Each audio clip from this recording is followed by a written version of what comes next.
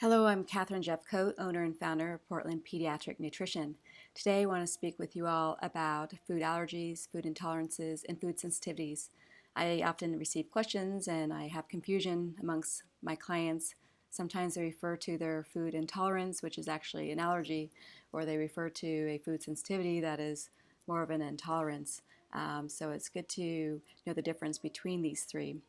And certainly, if your child is having reactions to food, it's good to look at the different options you have for diagnosing and determining the best help for your child before you just go and eliminate everything from their diet. Some of the common symptoms that could be related to a food sensitivity, allergy, or intolerance could be GI pain, diarrhea, constipation, eczema, hives, headaches, migraines. It could be brain fog and having a tough time concentrating.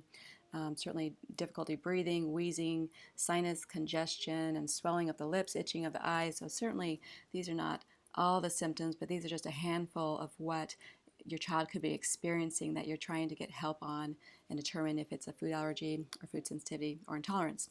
Well, first, food intolerance. Now, a food intolerance is not an immune response. It is when the body is missing an actual enzyme to help digest the food. And the best example is a milk intolerance, where we're missing the enzyme lactase and can't digest the milk sugar lactose.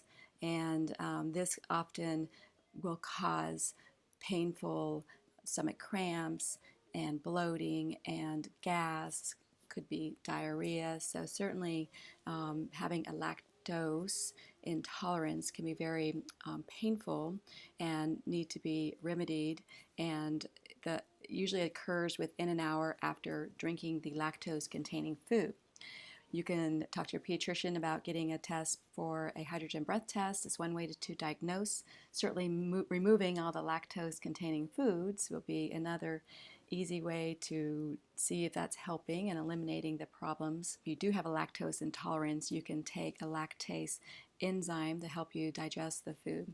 Babies are born with the lactase enzyme, so it's very rare for your baby to have a lactose intolerance, and usually a lactose intolerance will occur as a child gets older in their teenage years. And it can happen after a stomach bug or stomach flu, where your child could be vomiting and having lots of diarrhea, and they temporarily have lost that enzyme lactase, and they're having a tough time digesting lactose. But that is a temporary lactose intolerance.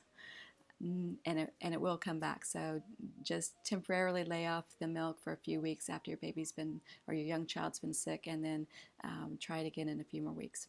The next one I'm going to speak of is a food allergy. Now, food allergy is an IgE-mediated immune response known as a type 1 hypersensitivity.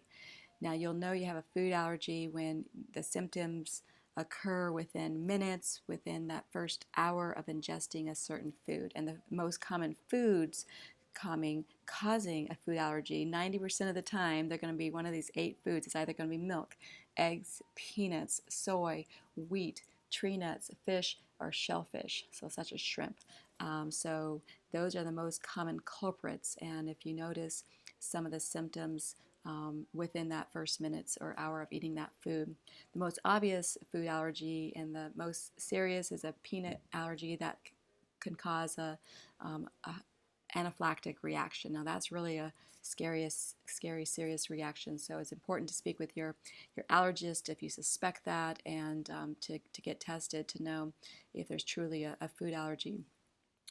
They can do the IgE, RAST, and ELISA testing, which is 60% accuracy, and there is skin prick testing done. It's more ideal for inhalant allergies, they're more 40% accuracy for food allergies. But do know that young children can get a food allergy, and 26% of children will outgrow their food allergy by the age of 5. So that's the good news. Now, a food sensitivity is a delayed immune response, either a type 3 or type 4 hypersensitivity reaction, and is the most prevalent by affecting 30 to 40% of the population. Sometimes food sensitivities are referred to as a non-IgE mediated food allergy, and it's because it is a delayed response. It's a little bit more complicated. It has a lot of immune pathways involved with the food sensitivity, such as the IgG, the IgA, the IgM, or the synthesized T cells. And food sensitivities, they happen within 4 hours to 96 hours after the food is ingested, which is why it makes it so hard to determine an actual food sensitivity.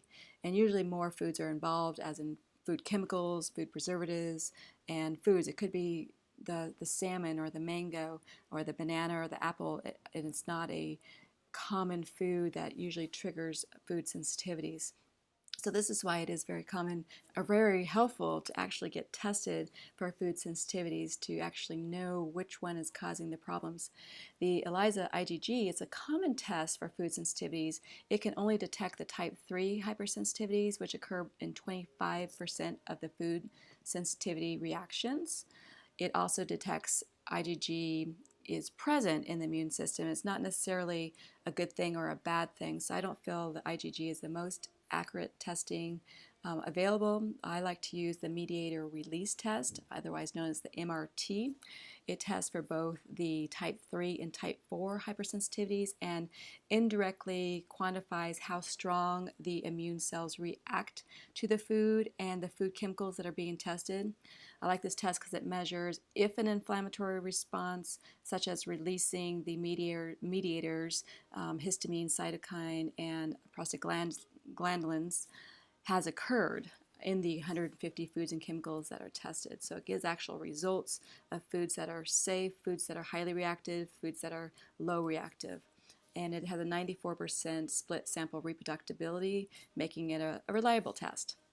So regardless of what food allergy, sensitivity, or intolerance you may have, if you suspect your child has one of these, it's ideal to work with a dietitian and decide if doing some food records and food elimination is the best route to go. Perhaps it's considering a blood test and talking about other options. Certainly, there are ways to help relieve symptoms that are causing discomfort quickly and easily. Well, thank you for watching my video today, and if you'd like to read more on food allergy and food sensitivities, please check out my website at www.portlandpediatricnutrition.com. And while you're there, sign up for my mailing list, and I'd love to be able to send you updates on new videos and new blog posts. Thanks so much.